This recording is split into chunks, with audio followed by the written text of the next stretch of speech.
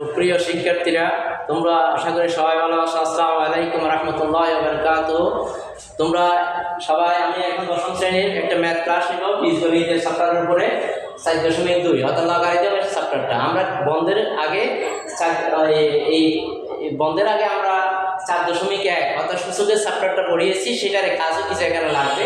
আমি এখন লগারিদমের সূত্রগুলো লিখে দিব তোমাদেরকে, সেই সূত্রগুলো তোমরা আগে থেকে তো লিখে নাও।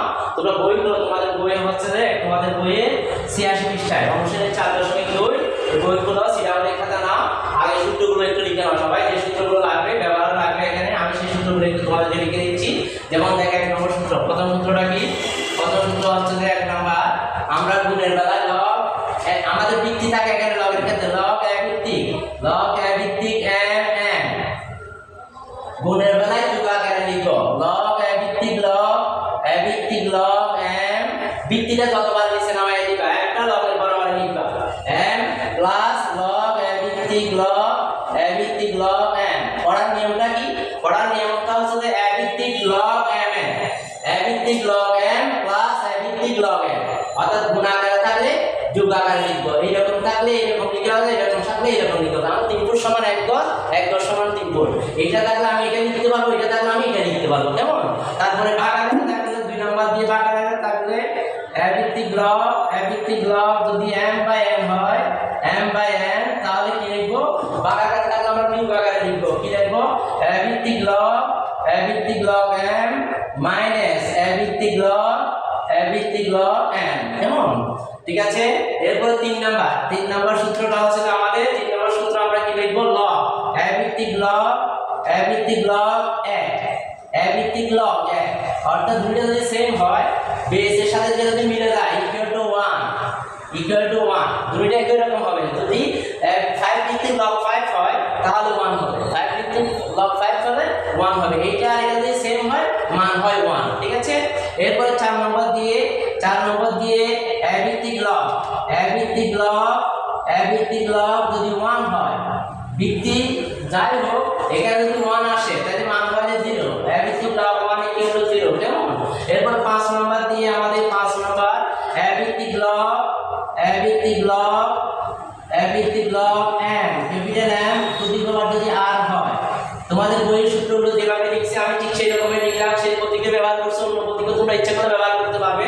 তাহলে আমার শুধু পাওয়ারটা সামনে চলে আসবে, আর a ভিত্তিক লব m, আর a ভিত্তিক লব m। এরপর আমার 6 নম্বর একটা সূত্র, যেটা খুব আজকে ক্লাস করতে সেখানে আসতেও আমার লাগবে।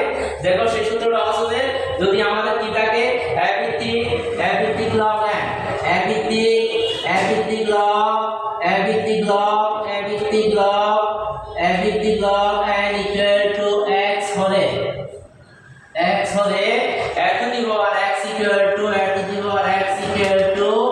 n হয়, a two the power x equal to n হয়। a ভিত্তিক লব n ইকুয়াল টু x হলে a two the power x equal to n হয়। এখানে কি খেয়াল করে একটু, যেটা বেস ছিল, বেসের উপরে এটা সিঙ্গেলটা পাওয়ার হয়ে যাবে আর এটা সিঙ্গেল হয়ে যাবে, ঠিক আছে। আবার এইটা থাকলে আমি এটা লিখতে পারবো, এটা থাকলে আমি এটা লিখতে, সেম কথা। এখানে সবগুলো একই কথা। আমি 0 থাকলে কোনো কারণ প্রয়োজন হলে এটা আনতে পারবো, কোনো অসুবিধা নেই। ভিত্তি যাই হোক, এও দিতে পারবো, বিও দিতে পারবো, আবার সেম দিতে পারবো না, সেম দিলে কিন্তু 1 হয়ে যাবে, সেম দিলে 1 হয়ে যাবে, ঠিক আছে। তাহলে এই 1 দেওয়া যাবে না, 1 দিলে 1 হয়ে যাবে। তাহলে আমরা এটাই লিখবো। ক্লিয়ার? সূত্রগুলো সবাই লিখে নাও, সবাই। এরপর আমি এই সূত্রের উপর ভিত্তি করে একটা অঙ্ক দেখাচ্ছি তোমাদেরকে, দেখো দ্রুত কাজটা করো। সূত্রগুলো সবাই লিখে নাও, 6টা সূত্র লিখা হয়েছে আশা করি সবার। এখন আমি উপরে মুছে নিচ্ছি। তাহলে আমরা বললাম যে প্রথমে গুণ আকারে থাকলে সূত্রটা কি হবে? গুণ আকারে থাকলে আমরা যোগ আকারে লিখবো, ভাগ আকারে থাকলে বিয়োগ আকারে থাকবে। আবার যদি ভিত্তি আর এটা সেম হয় তাহলে 1 হবে, আর ভিত্তির সাথে লব সাথে যদি যে 1 থাকে, ভিত্তি যাই হোক না কেন, লব 1 হলে 1 এর মান 0, আর যদি পাওয়ার থাকে পাওয়ারটা সামনে চলে আসবে, বাকিটা বরাবর বসে যাবে, ঠিক আছে। আর যদি লব a ভিত্তিক n ইকুয়াল টু x হলে a two the power x equal to n হয়। এটা খুব দরকারি একটা সূত্র, 6 নাম্বারটা লাগবে। আমি এখন অঙ্ক করলে তোমাদের এখানে 2 নম্বর অঙ্কের মধ্যে লাগবে। দেখো দ্রুত দেখো, আমি সূত্র মুছে নিব, সবগুলা লেখা হয়েছে সবার। দেখো তাহলে আমি উপরে 1 নম্বর থেকে তোমাদের একটা অঙ্ক দেখাই। মনে করো 1 নম্বর, 1 এর ক নম্বরটা, লব a ভিত্তিক, এখানে ভিত্তি আছে তোমার লব ত্রিভিত্তিক লব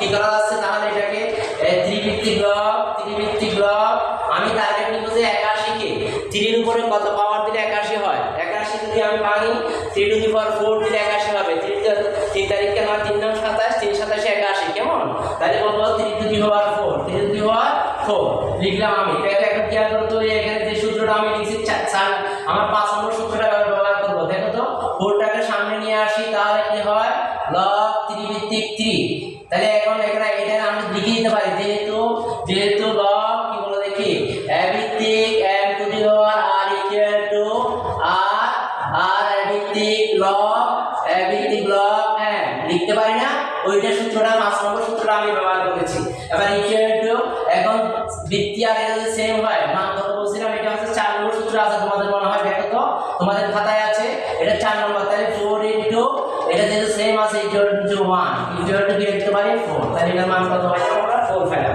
ঠিক আছে পারবে আশা করি সবাই এই কাজটা করতে পারবে সবাই এরপরে এখানে যেগুলো আছে তোমরা করে নিবা আমি একটু দ্রুত শেষ করছি আর একটা কাজ করি 2 নম্বর থেকে একটা অঙ্ক করে দেই আমি 1 এর ক করলাম 2 এর খ নম্বরটা যদি দ্রুত তুলে নাও আমি মুছে নিচ্ছি 2 এর খ সো দাও ক করি খ না করে সিরিয়ালি করে যায় বাকিগুলো তোমরা করে ফেলবে ভাষায় ঠিক আছে 2 এর খ দেখো 2 এর খ এ কি আছে লব এটা x এর মান নির্ণয় করতে বলছে আমাদেরকে x এর মানটা বের করতে বলছে log 5 ভিত্তিক x log 5 ভিত্তিক log x 5 ভিত্তিক log x ইকুয়াল টু 3 দেওয়া আছে এখানে 3 হ্যাঁ এরকম আছে তোমাদের বইয়ের প্রশ্ন তাহলে ইকুয়াল টু কি লিখতে পারি বলতে কি আমরা এই 3 এর উপরে 5 টাকে পাওয়ার করতে পারি 5 এর উপরে 3 টাকে পাওয়ার করতে পারি 5 two the power 3 5 to the